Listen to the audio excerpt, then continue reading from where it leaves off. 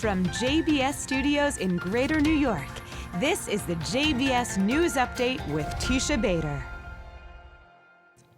I'm Teisha Bader with the JBS News Update for Monday, October the 7th, 2019. After reports circulated last week that the Likud Central Committee would meet to consider holding primaries in the party, it now appears that the committee will meet, but to express its complete support for Israeli Prime Minister Benjamin Netanyahu as the party's leader. Netanyahu had expressed that he was thinking about primaries last week, which the party said would clear up any doubt of anyone else leading Likud. However, late Friday, the prime minister seemed to back away from that idea. And over the weekend, Likud said it would convene Thursday and vote to declare that, quote, Netanyahu is the Likud's candidate prime minister for the entirety of the 22nd Knesset's term, adding that as such, Likud will only be part of a government led by Benjamin Netanyahu, whether for the entire term or part of it in a rotation. As you recall, Israel's President Reuven Rivlin has been urging a unity government be formed with a rotation for premiership. Rivlin tasked Netanyahu with forming Israel's next government just under 2 weeks ago, with a deadline in just over another 2 weeks. If Netanyahu is not successful, Rivlin could give Blue and White Party leader Benny Gantz the same opportunity. Netanyahu today restated his call for a unity government as he extended his best wishes to the Israeli people ahead of Yom Kippur, the Day of Atonement, which begins tomorrow evening. Tweeting, "I know that there is only one way to continue with the achievements and to face the challenges, and this way is the way of unity." Therefore, he wrote, "This year I wish the people of Israel unity. I wish that each and every one of you and a unity government very soon is inscribed for a good year." Meanwhile, state prosecutors and attorneys for the prime minister wrapped up 4 days of pre-indictment hearings over the corruption allegations against Netanyahu today. The prime minister's legal team met with Israel's Attorney General Avichai Mandelblit to appeal that the cases against Netanyahu be dropped. Israel's Foreign Minister Yisrael Katz confirmed that he has been working on a historic pact with a number of Arab countries that could lead to peace.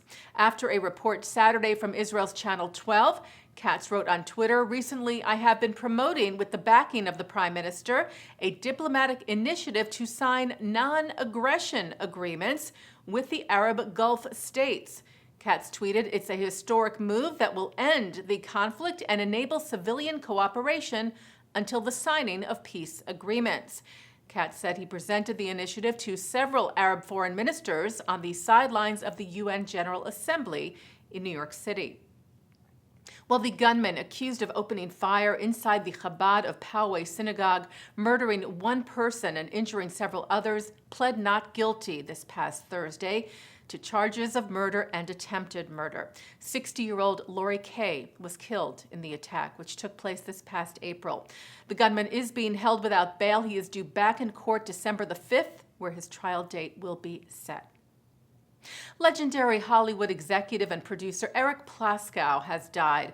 As a child, Plaskow escaped the Nazi invasion of Vienna with his family in 1939 to the U.S., where he started in the film business, rising to become president of United Artists Studio, later co-founding Orion Pictures. He presided over 7 Best Picture wins at the Academy Awards, including for One Flew Over the Cuckoo's Nest, Rocky, and Annie Hall.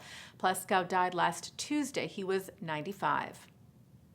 The Israel Antiquities Authority announced the discovery of a massive 5,000-year-old site that was once a bustling metropolis. Ein Assur was a 160-acre city in the area of Harish in northern Israel. This is one of the most important sites today in the land of Israel, the city where about 5,000 to 6,000 people were living. The site is about 700 dunam. It is much larger than any known site in the land of Israel and outside the land of Israel, in the regions of Jordan, Lebanon, southern Syria. The study of this site will change forever what we know about the emergence, the rise of urbanization in the land of Israel and in the whole region. And it means that what we know now will change what is written today in the traditional books when people read about the archaeology of Israel. Taking a look now at our programming for tonight on JBS for Monday, October the 7th at 7 o'clock. It's The Wisdom of Dr. Ruth. At 7:30, Mike Burston talks about his film Azimuth.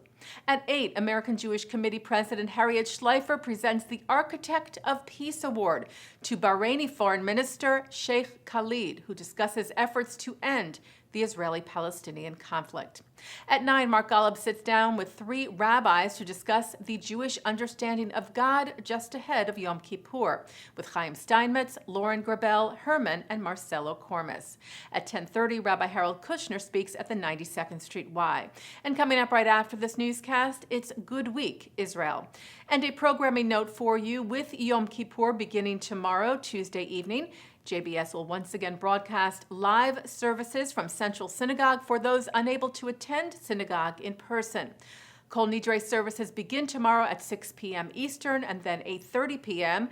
Wednesday morning, Yom Kippur services start at 9 a.m., 11:30 a.m., 2:30, and 4 p.m. for Yizkor. All times are Eastern. I will be back with the JBS News Update on Thursday. Mar Chatima Tova.